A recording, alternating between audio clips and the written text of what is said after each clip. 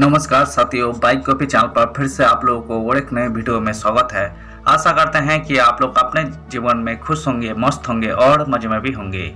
हमने आज फिर बॉलीवुड की बैकग्राउंड से जुड़ी हुई और एक रियल किस्से से आप लोगों को रूबरू करवाने वाले हैं। बॉलीवुड की बैकग्राउंड में अनगिनत किस्से कहानियां छुपी हुई होती है जो कि आम जन तक नहीं पहुँच पाते हैं।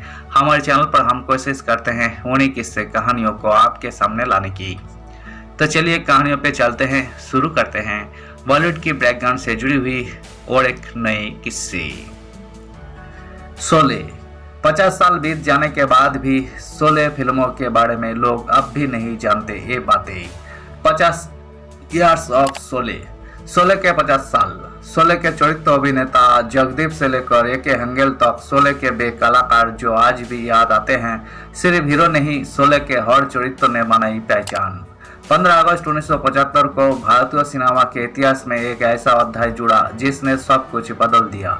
यदि आप मौसी, रहीम चाचा से लेकर संबा तक का अद्भुत किरदार निभाने वाले एक्ट्रेसेस के बारे में जानना चाहते हैं तो पढ़िए पूरी खबर। Sholay movie real story. Ramesh Sippy के निर्देशन और सलीम जावेद की बेमिसाल लेखन से सजी फिल्म शोले सिर्फ एक ब्लॉकबस्टर नहीं बनी बल्कि यही एक ऐसा सांस्कृतिक प्रतीक बन गई जिसके किरदारों ने दर्शकों के दिलों पर राज किया। यही कहना गलत नहीं होगा कि शोले की सफलता का श्रेय सिर्फ इसके नायक नायिकाओं को नहीं बल्कि फिल्मों के हर एक चरित्र अभिनेता को जाता है। कई बार कहा जाता है ये हीरो है तो फिल्म कमाल होगी, ये सुपरस्टार है, मगर आप कोई भी बड़ी या अच्छी फिल्म देख ले, चरित्र अभिनेता बिना हीरो अधूरा लगेगा। शोले जैसी फिल्मों की खासियत है कि इसमें हर चरित्र पर ध्यान दिया गया है। रमेश सिप्पी और सलीम जावेद ने एक एक चरित्र पर ध्यान दिया, जिसको जितना भी काम दिया उसे यादगार बना दिया। कईयों को तो आज भी लोग इसलिए जानते हैं कि अरे ये तो शोले में था। जगदीप का रोल बाद में जोड़ा गया। जगदीप ने शुरुआत हीरो के रूप में की, फिर जितेंद्र के साथ साइड हीरो और कॉमेडी करने लगे। फिल्म बनने के बाद लगा कि इसमें कुछ मजेदार सीन डाले जाए तो उन्होंने सुरमा भोपाली के लिए जगदीप से संपर्क किया। जगदीप ने मना कर दिया। फिल्म बनने के बाद मेरा क्या काम। फिर निर्माता ने उन्हें फिल्म ब्रह्मचारी के रोल के पैसे भी नहीं दिए।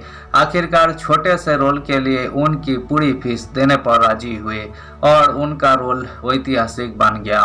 इसमें उनकी जय वीरू के साथ कव्वाली भी थी, मगर फिल्म लंबी होने के कारण वो फिल्माई नहीं गई। विकास आनंद का किरदार। विकास आनंद ने फिल्मों में जेलर का किरदार निभाया जो ठाकुर को जॉय और वीरू के बारे में जानकारी देता है। गर्म हवा से इन्होंने अपना करियर शुरू किया। शोले के अलावा दीवार, हेराफेरी, दूसरा आदमी, दोस्ताना, मसाल, मुकद्दर का सिकंदर, लोहा, मर्द की जुबान, बोल राधा बोल, आंखें, क्रांतिवीर आदि सैकड़ों फिल्मों में चरित्र अभिनेता के रूप में काम करते। इनके चेहरे के कारण इन्हें ज्यादातर जज बनाते या फिर पुलिस डिपार्टमेंट के किसी पद पर। इन्होंने कुछ टीवी सीरियल में भी काम किया। अरविंद जोशी ने ठाकुर बलदेव सिंह के बड़े बेटे का रोल निभाया जो एक्टर सरमन जोशी के पिता थे। उन्होंने कई हिंदी और गुजराती फिल्मों में काम किया। सत्यन कप्पू का रामलाल का किरदार। सत्यन कप्पू ने रामलाल का किरदार निभाया जो ठाकुर के हाथ काटने पर उनका सभी काम देखते हैं। काबुलीवाला और बंदिनी जैसी फिल्मों से शुरुआत की। 70 से 90 के दशक में लगभग हर दूसरी फिल्मों में नजर आते थे। लगभग 400 फिल्में की जिनमें धर्मेंद्र, राजेश खन्ना, अमिताभ और मिठुन सभी कलाकारों के साथ काम किया। इफ्तेखार ने ठाकुर के मित्र इंस्पेक्टर खुराना और जया भादुरी के पिता का रोल निभाया। वर्ष 1937 में कज्जा की लड़की फिल्मों से 1993 में काला कोट तक सैकड़ों फिल्मों में काम किया। उन्होंने भी ज्यादातर फिल्मों में पुलिस डिपार्टमेंट से संबंधित रोल निभाए। शोले में उनका रहीम चाचा का रोल। ए के हंगेल का किरदार। ए के हंगेल ने स्वतंत्रता सेनानी के रूप में जिंदगी की शुरुआत की। आज़ादी के बाद थिएटर से जुड़े, इसके बाद तीसरी कसम से फिल्मी दुनिया में आए। यहाँ शोले के अलावा आईना, शौकीन, आंधी, अवतार, चिच्चोड़, अर्जुन, सागर, लागान आदि फिल्मों में महत्वपूर्ण रोल निभाए। टीवी पर जुबान संभाल के चंद्रकांता और उनका आखिरी सीरियल मधुबाला में छोटा सा रोल निभाया। शोले में उनका रहीम चाचा का रोल बहुत महत्वपूर्ण हो जाता है। जब गब्बर उनकी बेटे अहमद को मार देता है तो वे आते हुए कहते हैं, इतना सन्नाटा क्यों है भाई?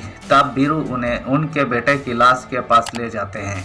वे लाश को छूकर अहमद को पहचान कर रोते हैं। जब गांव वाले जॉर्ज बीरू को गब्बर के हवाले करने के लिए कहते हैं कि हम इस मुसीबत का बोझ नहीं उठा सकते, तब चाचा कहते हैं कौन ये बोझ नहीं उठा सकता? जानते हो दुनिया का सबसे बड़ा बोझ क्या होता है? बाप के कंधों पर बेटे का जनाजा।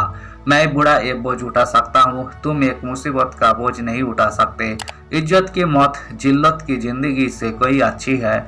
उसके बाद नमाज के लिए जाते हुए कहते हैं आज जाकर पूछूंगा उस खुदा से मुझे 2-4 बेटे और क्यों नहीं दिए इस गांव पर शहीद होने के लिए। आज तक के हिंदी सिनेमा में सबसे ज्यादा 9 आंखों से तालियां इस डायलॉग पर बाजी थी और आज भी बाज रही है।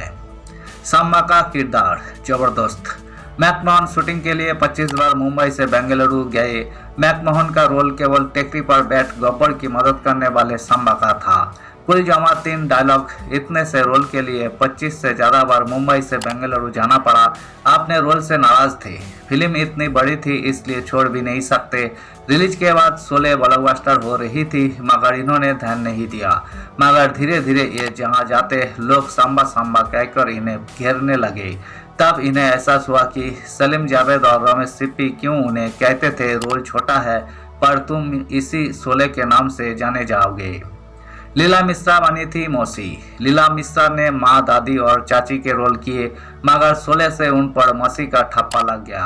अनमल घड़ी, आवारा, लाजवंती, दोस्ती, चितचोर, राम और शाम, नानी माँ, सरगम, सदमा, दंता आदि इनकी यादगार फिल्में हैं। शोले में जॉय और मौसी के संवाद आज भी लोकप्रिय है। वही बसंती से भी इनकी नोकझोंक मजेदार है।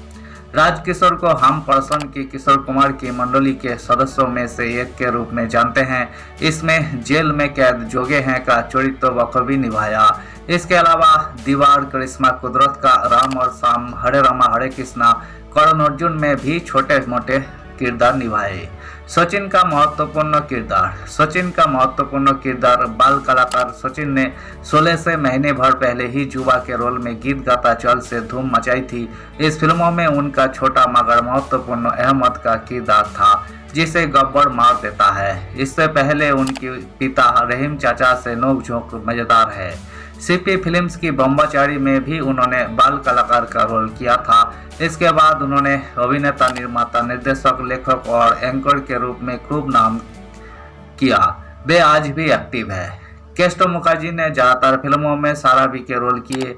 इसमें भी हरिराम नाई का किरदार निभाया जो अंग्रेजों के जमाने के जेलर का मुंह लगा है। इनके संवाद से ज्यादा इनके एक्सप्रेशन से हंसी आती है। इनकी जुल्फे और मूछें भी मजेदार थी। धन्यवाद साथियों। इस वीडियो में हमने बॉलीवुड के आइकॉनिक मूवी शोले मूवी से जुड़ी हुई एक्टर एक्ट्रेसेस से जुड़ी हुई किस्से को आपके सामने हाईलाइट करने की कोशिश की है।